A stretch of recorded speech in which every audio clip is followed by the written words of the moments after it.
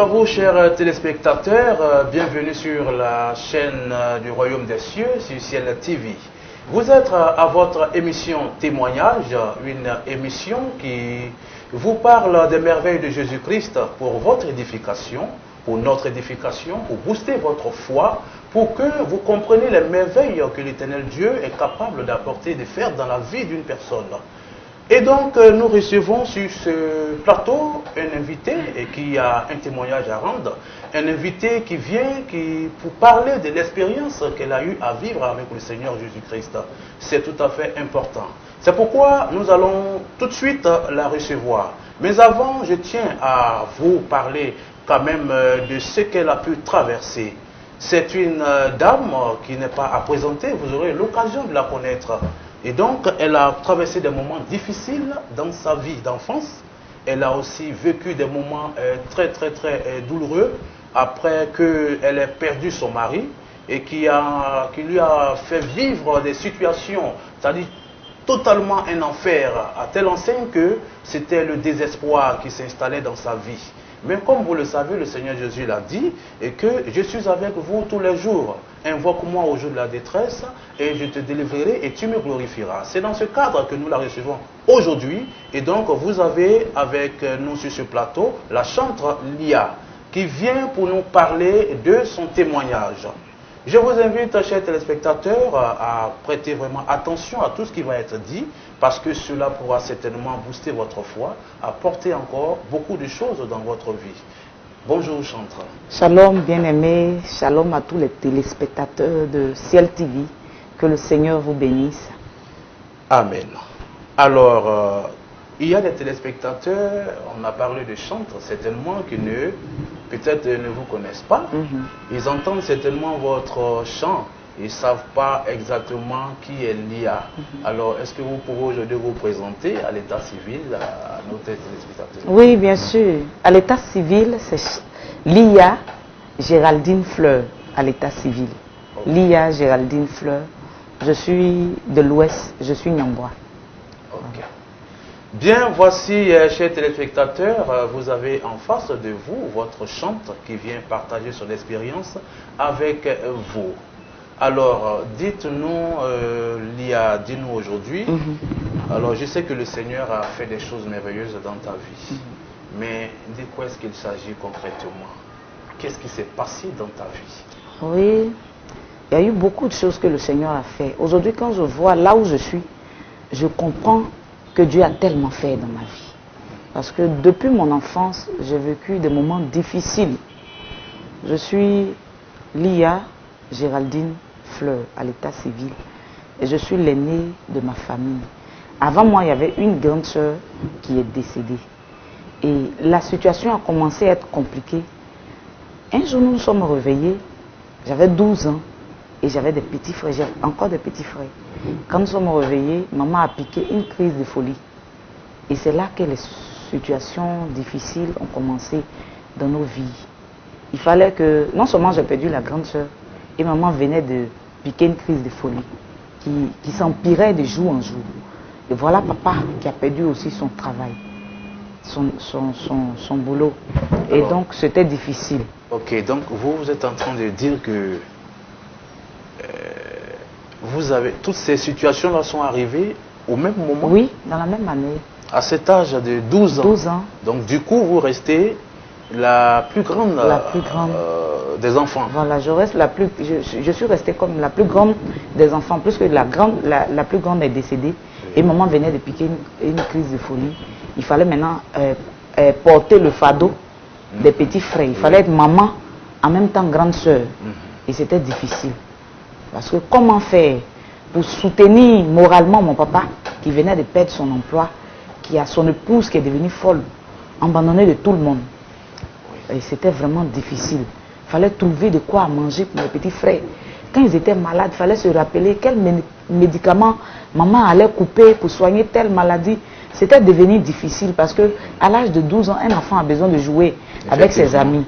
Mais tout d'un coup, tu te rends compte que tu deviens la mère des enfants. À l'âge de 12 ans. Notre dernier n'avait que 2 ans. Il fallait la mettre au dos. C'était vraiment difficile. Oui. Et là aussi, il fallait chercher de quoi manger. Voilà comment j'ai commencé à être mère. Très très jeune, je commençais à être mère. Je n'avais plus d'amis, je n'avais plus le temps pour jouer avec mes amis. Parce qu'il fallait maintenant subvenir aux besoins de mes petits frères. Oui, du coup, vous jouez le rôle de la mère, maman. du père. Et papa n'en fait pas l'argent pour nous soutenir. Donc, on était à Bobo PK18. Et là, je suis obligée d'aller dans les marchés vers 17h, prendre les bananes cassées, les ignames, les choses par terre pour venir fabriquer quelque chose comme de la nourriture. Mais il fallait que les enfants mangent. Donc, là, c'était difficile. Et c'était comme ça, j'ai commencé à vivre. J'avais un peu d'argent, je vendais le bon maïs, les bonbons. Il fallait gérer. Voilà, tu étais la maman en même temps. Tu étais tout. Tu étais tout. Voilà. C'est l'enfance. Ok. Qui a été difficile. Donc, vous étiez déjà combien? Tes petits frères étaient au nombre de combien? Oui, nous sommes restés 4. Donc, il y avait 2 filles et un garçon. Il y avait 2 filles et un garçon. Et ce qui m'a le plus marqué dans mon enfance, c'est que même mes amis d'enfance me fuyaient. Parce que quand tu as une mère qui est folle, on a comme l'impression que la folie contamine. Et toi-même, tu vois ta maman qui mange dans les poubelles nues. Comment l'enfant de 12 ans pouvait supporter? Je n'arrivais pas à supporter de voir ma mère qui est intellectuelle, qui était une maman bien avec nous, du coup qui commence à courir dans les rues nues. On n'arrive pas, vraiment c'était difficile. Il faut vivre ça pour comprendre de quoi je parle. Oui, et là encore je suppose que vous n'étiez même pas chrétienne pour avoir recours au Seigneur. Je n'étais pas chrétienne. C'était difficile. C'était difficile. Et c'est ce que vous faisiez qui allait aussi aider le papa aussi à vivre. Oui, mon papa c'était difficile, comme si c'était l'œuvre de la sorcellerie, parce qu'au même temps il a perdu son travail, sa belle famille l'accusait de vouloir sacrifier sa femme, donc moralement même, papa une fois il a failli se suicider. Et je lui ai dit, ce n'est pas le moment de nous abandonner. Voilà, c'est le moment de prendre courage, c'est pas le moment. J'avais déjà une certaine maturité, j'avais déjà des paroles sages dans ma bouche. Je lui disais qu'un jour, Dieu va faire quelque chose. Il dit, mais si Dieu existe, pourquoi nous sommes des personnes, on a hébergé plein de personnes, la maison était remplie. Mais aujourd'hui que j'ai des difficultés, tout le monde est parti. Je suis restée seule avec mes enfants. Et comment faire, si Dieu existe vraiment qu'il est en haut, mais comment se fait-il que je traverse tous ces moments difficiles? Mais moi, je lui disais que Dieu est capable. Sans le connaître, je lui disais qu'un jour, ça va changer. Et donc, voilà un peu. Donc déjà à l'âge de 12 ans, vous étiez responsable de famille. Et vraiment, j'imagine combien c'était difficile. C'était vraiment difficile. Voilà. Mais après cette étape, votre enfance, comment est-ce que les choses se sont déroulées après? Est-ce que vous êtes en sortie ou bien comment est-ce que les choses se sont passées exactement? Et je vais souligner qu'à cause de la situation, je ne suis pas allée à l'école. J'ai seulement fait CP1, CP2, CE1, pas dit de CE1, CE2, je n'ai plus fait l'école. J'étais obligée de sacrifier tout pour m'occuper de mes petits frères. Et c'est après que moi-même j'ai commencé à faire le cours de soir pour savoir écrire. Et là encore, c'est quelque chose de difficile. Tu es une belle femme et puis tu ne sais pas écrire, tu ne sais pas lire. C'était difficile. Mais j'ai commencé à faire le cours de soir petit à petit.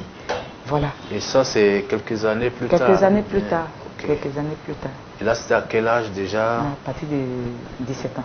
D'accord. 16 ans, 17 ans. Bien, donc vous avez parlé de votre enfance. Et je voulais savoir de votre enfance, puisque vous n'étiez pas encore chrétienne, vous n'étiez pas convertie. Alors, comment ça s'est passé votre conversion? Comment ça s'est arrivé? La conversion, je vais bénir le nom du Seigneur qui m'a permis de le connaître, parce que je sais que si je ne connaissais pas Jésus, je serais déjà morte. Parce que c'était difficile. Quand on a loué une maison qui était en face, il y avait une église en face de notre cour, heureusement. Et chaque dimanche, les gens louent le Seigneur.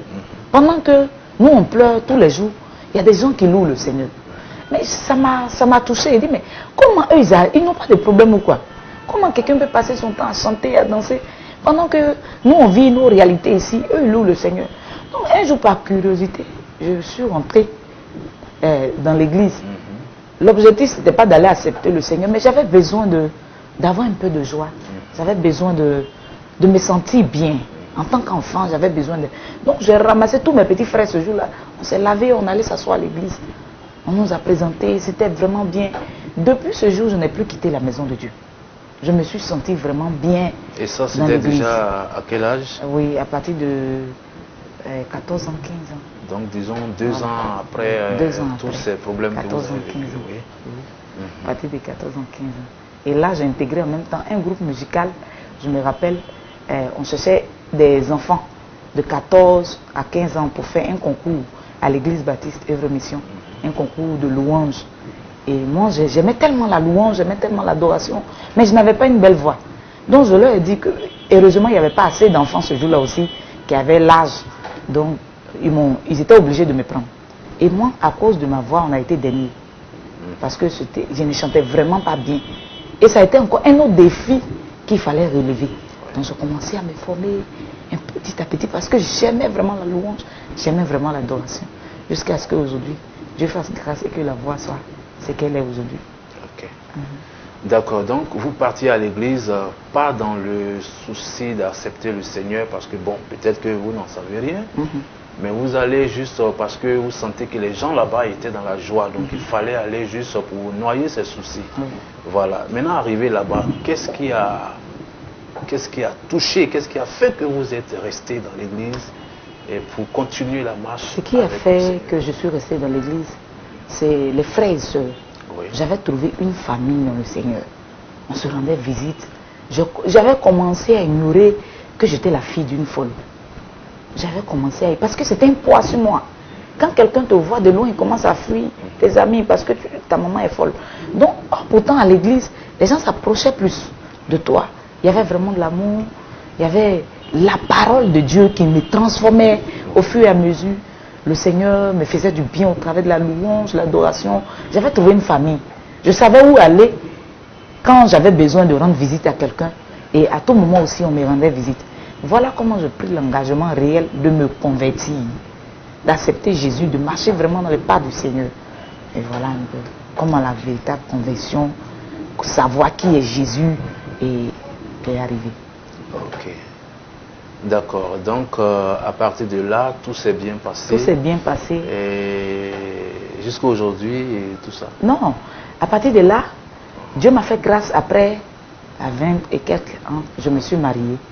Ok, d'accord. Je voulais souligner en fait, tout à l'heure vous disiez qu'il y avait l'amour quand vous avez vu les frères, au lieu des frères et sœurs, il y avait l'amour qui vraiment a fait que vous avez oublié, en un temps soit peu, vos problèmes, les difficultés de la vie.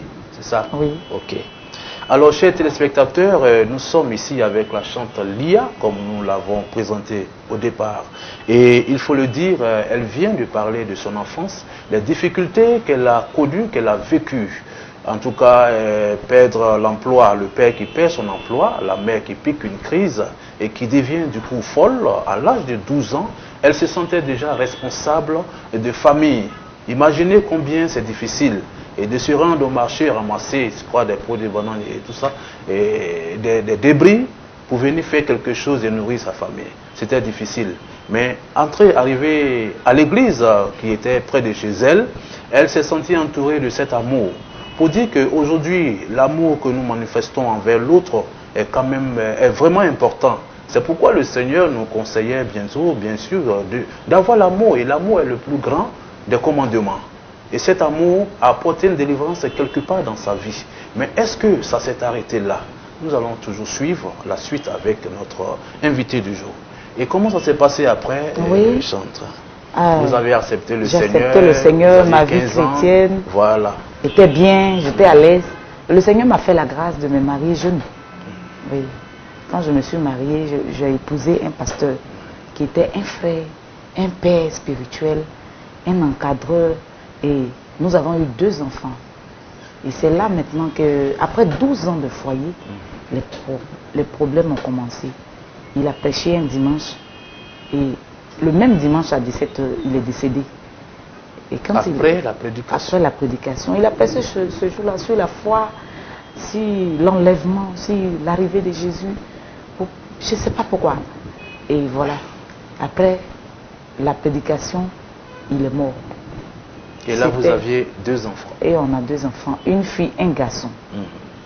C'était vraiment, vraiment difficile parce que ça n'allait pas toujours chez papa. Parce qu'il n'avait pas les moyens encore de se prendre une bonne maison. Et moi qui suis l'aîné, qui a eu la grâce de me marier, je viens de perdre mon mari, me retourner chez papa avec 2 enfants qui sont devenus orphelins, c'était vraiment difficile.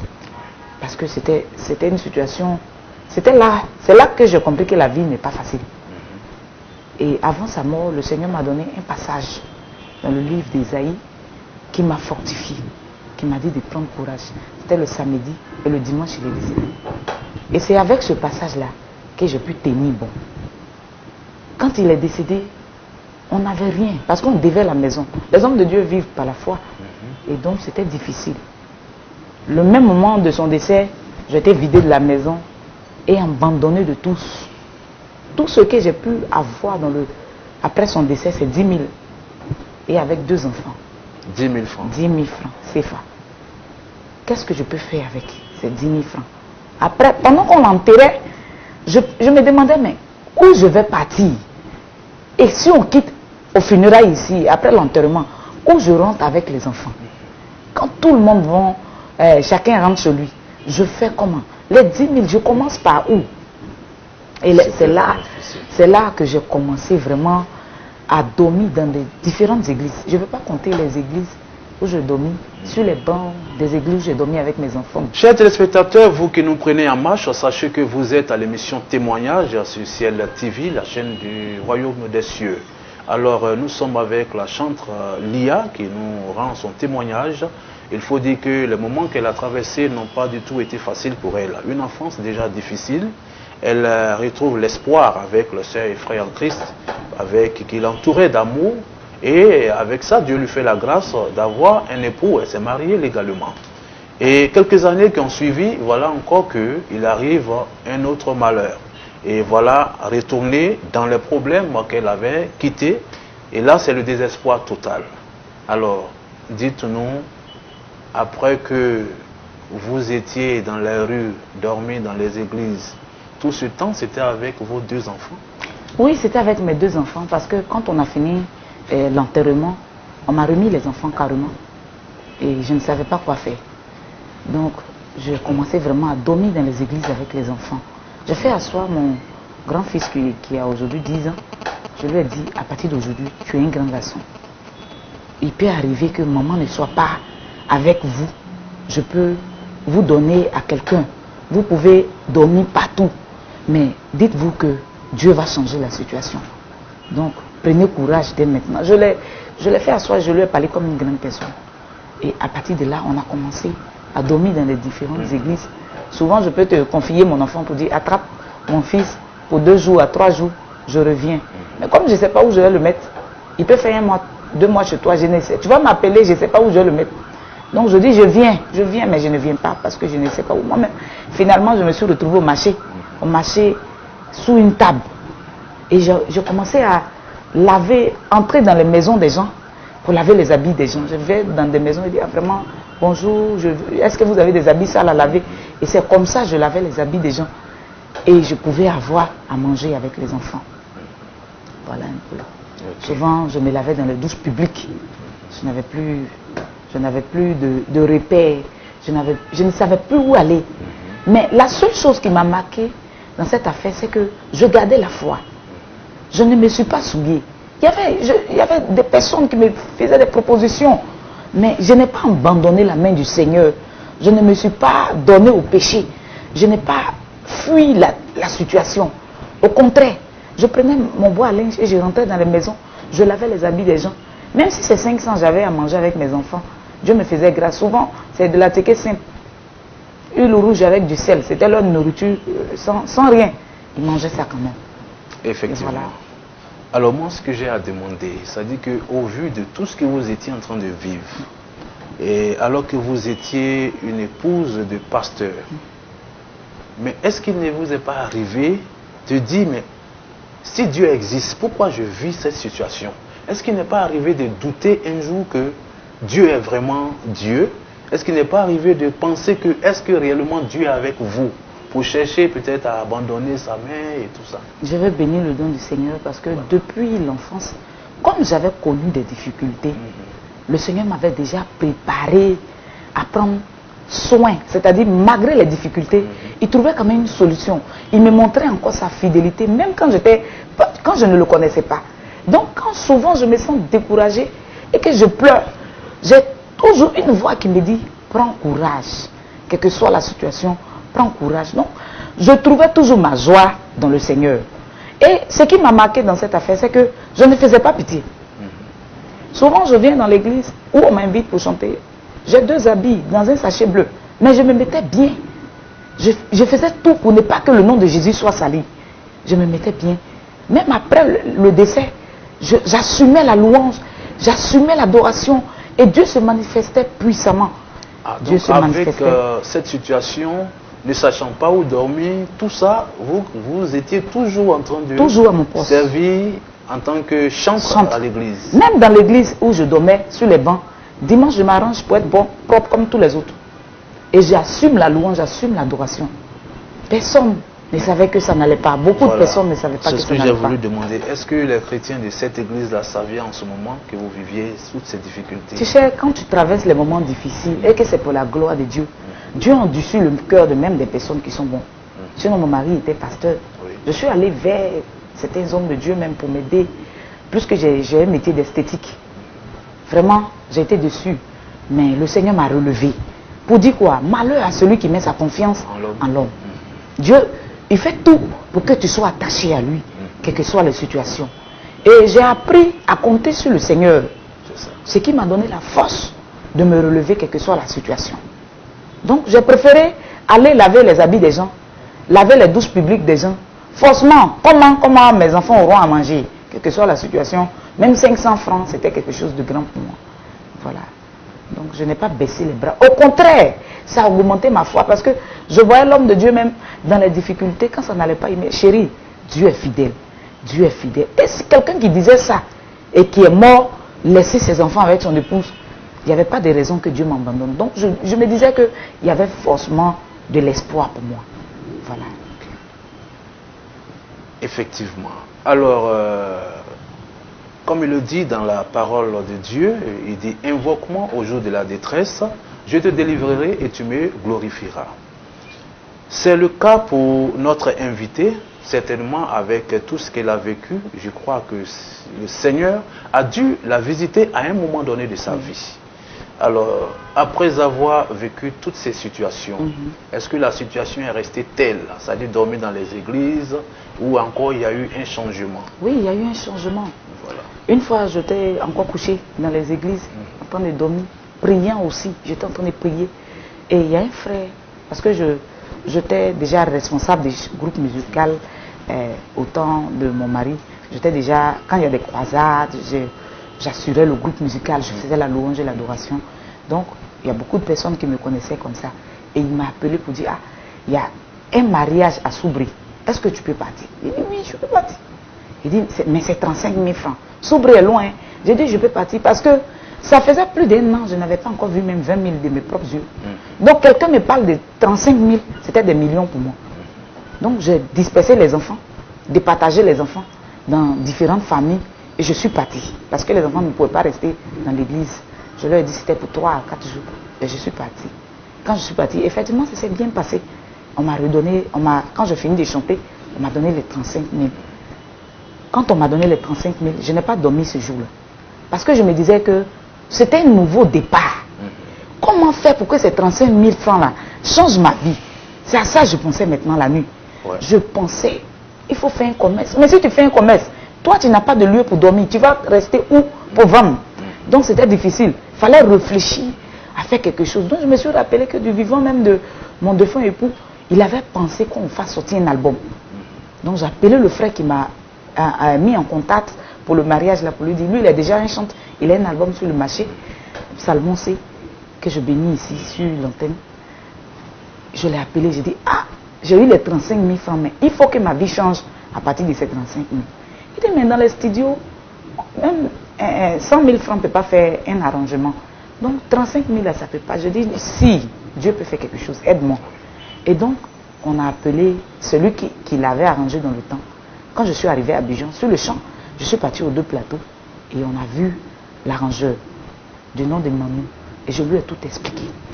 J'ai dit, ah, c'est 35 000 francs que j'ai. Mais même dans les 35 000 francs, j'ai besoin de 5 000 francs pour retourner et puis manger en semaine avec mes enfants. Donc, tu vas prendre 30 000. Aide-moi à faire sortir un album. Il dit, mais c'est pas possible. Il dit, si, c'est possible parce que si on ouvre un cahier, quand je vais aller me débrouiller, me grouiller, je peux payer, même si c'est un peu, je peux payer la somme que tu as dit. Il a parlé de 600 000. Où je vais enlever ça? Donc, il a attrapé les 35 000. Et c'est la nuit qui travaille avec moi parce que je n'ai pas de moyens de motivation. Il n'y a pas de l'argent. Donc, quand il finit de prendre tous les artistes, c'est la nuit. Quand il n'y a plus personne que moi, il prend au moins 30 minutes. Mais dans les 30 minutes, là, je prie pour que Dieu lui donne l'inspiration. Et c'est comme ça qu'on a commencé à travailler. Maintenant, j'ai commencé, parce que l'humilité précède la gloire. J'ai commencé à essuyer plus que moi, mais je savais faire les jossis. J'ai commencé à nettoyer son coin où il travaillait, son studio d'enregistrement. Je nettoyais, je l'aidais à laver ses choses, ses toilettes, tout. Je mettais tout au propre. Donc, il sentait que j'étais utile pour lui. Donc, il m'a vraiment aidé à faire l'arrangement. J'allais aussi à la zone pour aller chercher un peu de travail, 1000 francs par jour. Je complétais un peu, 500. Quand ça arrive quelque chose, j'envoie, je lui donne. Et c'est comme ça qu'on a pu faire sortir l'album. Quand c'est fini, il m'a remis le CD, l'album fini.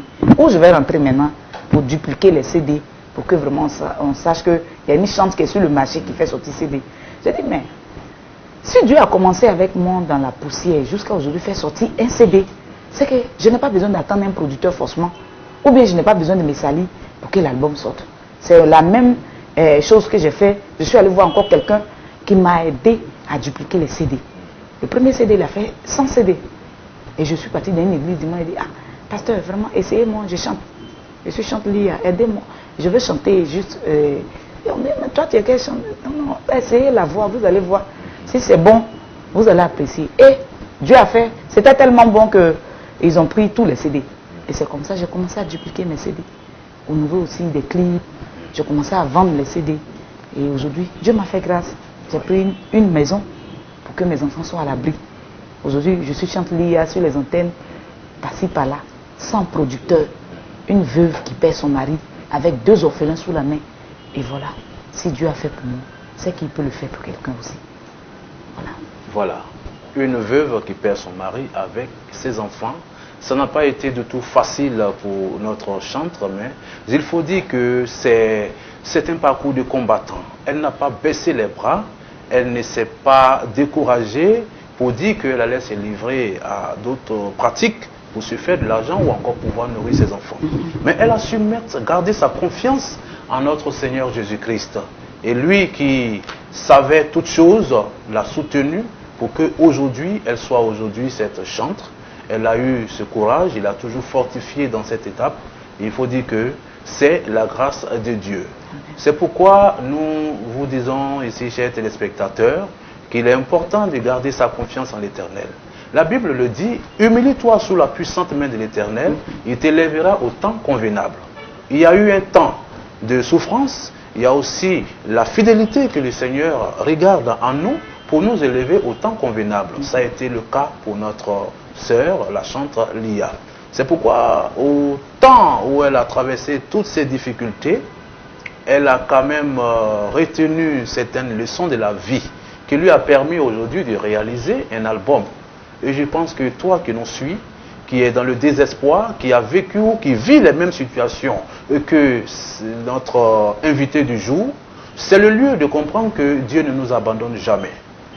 Il peut arriver que tu aies des épreuves, il peut arriver que tu aies des difficultés dans ta vie, mais sache que Jésus ne t'a pas abandonné. Le temps viendra pour toi où il va te communiquer l'espoir. Et au-delà de l'espoir, l'espérance. Elle est là avec nous, elle va nous fredonner un cantique, parce que c'est le résultat de tout ce qu'elle a vécu, qui est aujourd'hui sur son album. C'est vraiment important pour toi, c'est vraiment important pour vous, chers téléspectateurs qui nous suivez. Elle va vous donner un cantique. Je vais chanter un cantique qui dit, oui. Si les hommes t'oublient, c'est pour que Dieu t'élève. Effectivement. Si les hommes t'oublient, c'est pour que Dieu t'élève. Si les hommes te maltraitent, c'est pour que Jésus t'élève. Si ton mari t'a laissé, ta femme est partie, personne pour t'aider, c'est pour que Dieu t'élève. Il y a des hommes qui naissent dans ce monde, avec la cuillère en or dans leur bouche. Aussi des hommes qui naissent dans ce monde, ils ont toute leur famille pour réaliser leurs projets. Laisse-moi te dire, Jésus va élever ton nom dans ce monde. Tu n'es pas né pour échouer. Jésus va élever ton nom dans ce monde. Voilà. Alléluia. Alors je crois bien, chers téléspectateurs, que vous avez reconnu cette voix suave, c'est la chanteuse Lia. Si vous entendez, effectivement, c'est l'ensemble de tout ce qu'elle a vécu comme expérience avec le Seigneur qui est sur cet album. Procurez-vous son album, procurez-vous ses CD plutôt. Alors, c'est sur ce beau cantique que nous allons nous séparer dans le but de vous retrouver la semaine prochaine avec un autre numéro de notre émission Témoignage. Toi qui as suivi cette émission, sache que c'est une émission qui est venue pour toi, certainement pour la situation que tu traverses. Elle est là, elle est l'exemple. Aujourd'hui, elle est heureuse. Elle est heureuse, elle est en pleine confiance. Oui. C'est pour dire qu'il ne faut pas baisser les bras. Depuis 12 ans, jusqu'à cet âge, elle a traversé ce qu'il faut traverser. Mais Jésus l'a toujours soutenu. Amen. Merci de nous suivre sur Ciel TV, la chaîne du royaume des cieux. Que Dieu vous bénisse et pour la semaine prochaine ou au prochain numéro de Témoignage.